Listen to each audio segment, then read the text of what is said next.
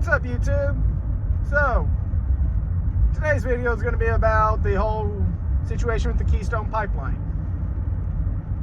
Now, a couple guys I know that I subbed in the Marines with, they're telling me we don't need fossil fuels because we have renewable energy. We have solar, we have hydroelectric, and we have wind.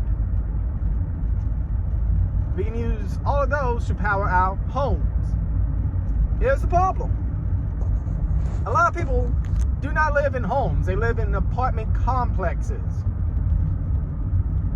Those places are pretty much like somewhere between 50 to about, 150 different families in the same building.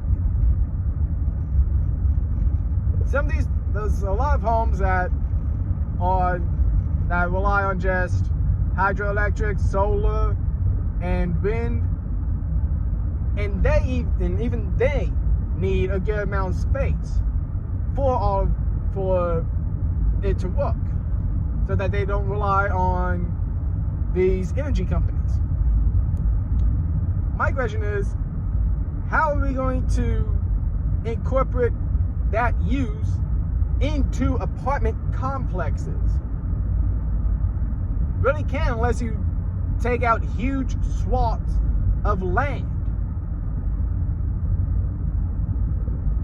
Like, what the hell? But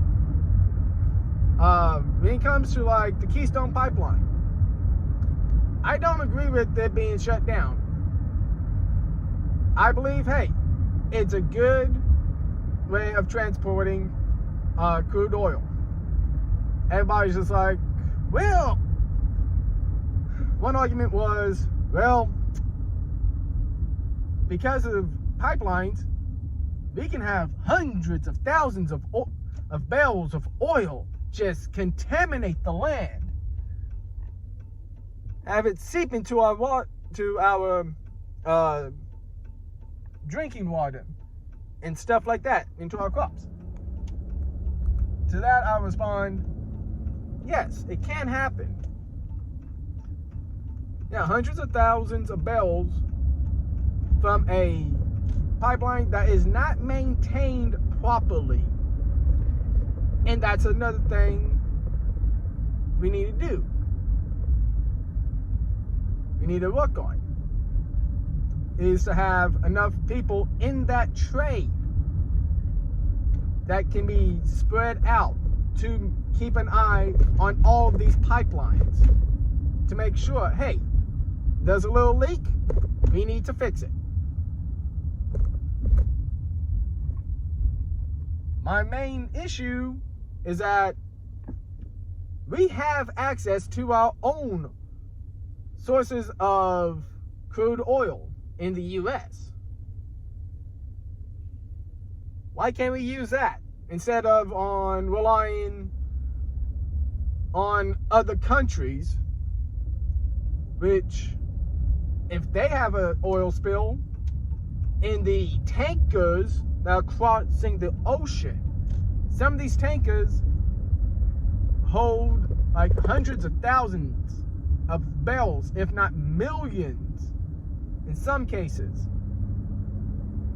They have a spill, the whole content of that ship can spill into the ocean and spread rapidly, destroying the ecosystem right there. You can't to contain something like that costs a hell of a lot more than what it costs to contain a spill on land. Now,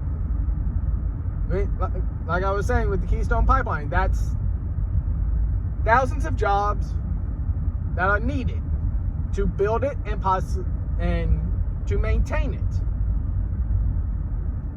The problem is, right now, everybody's just like, well, once they finish the pipeline, and I can't believe this argument came up, this counter argument came up, well, what are these pipe fitters supposed to do once that job's done? They're going to be out of a job. Are you fucking retarded? You don't think a company is going to move at least half of the manpower from that pipeline to do other jobs and keep up to half of the people who built the pipeline?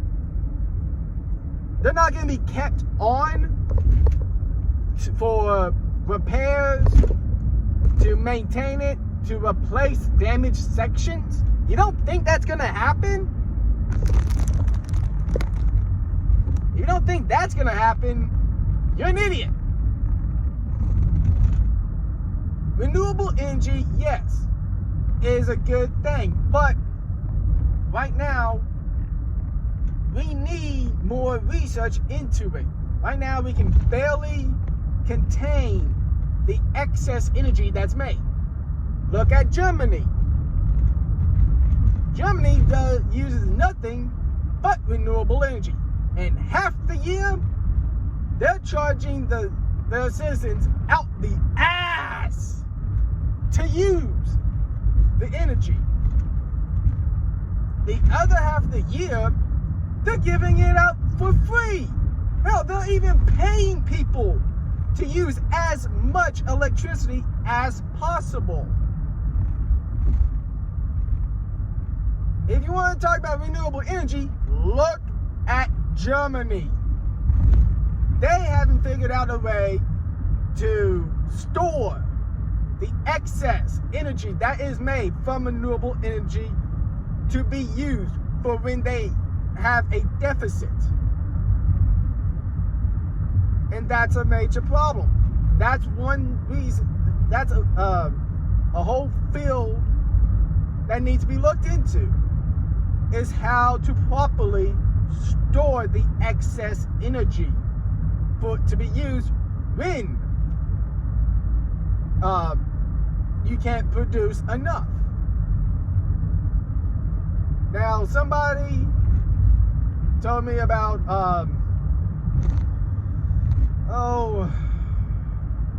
magnetic motors. I looked into it. It's a Nikola Tesla theory / patent that he has, which means he had it in the theory section, but he could not get it to work correctly. Which most of Nikola Tesla's experiments, they were either ahead of their time or they worked just enough. Now, the problem we had with magnetic motors when Nikola Tesla was alive was probably the fact that we didn't have the quality of materials to use. That's nothing to be ashamed about, but the quality of materials he had back then to use was nowhere near as good as the quality of materials we have now. I think the earliest experiments I've seen of it was from what I've looked up, was late 1990s, almost 2000s, where people were theorizing about it. They found his research and was theorizing how to make it actually functional. And went from that into 2015, where it went into the experimental stage, as in people were trying to make it work. Now, the few videos I've seen of it, people were able to get it to work, but it wasn't as reliable as they thought. And again, they also said the materials that they had and the understanding of the research wasn't good enough. So, what I'm wanting is more research into those areas.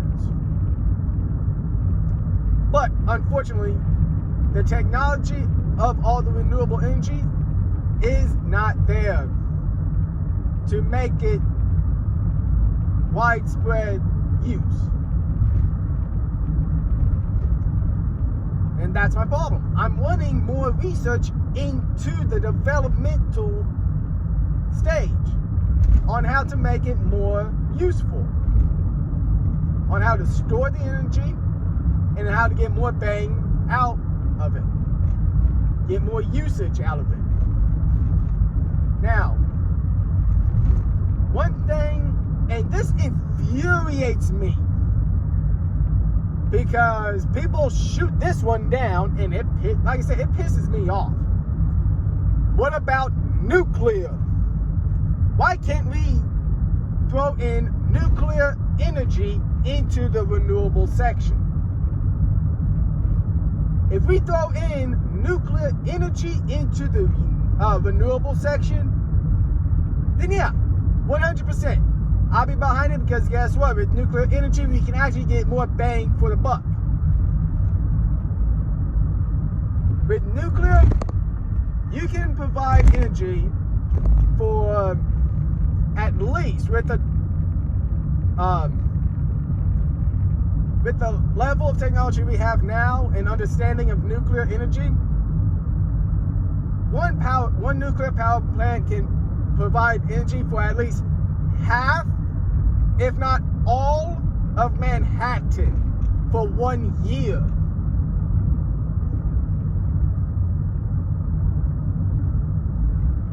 Manhattan takes up a lot of fucking energy.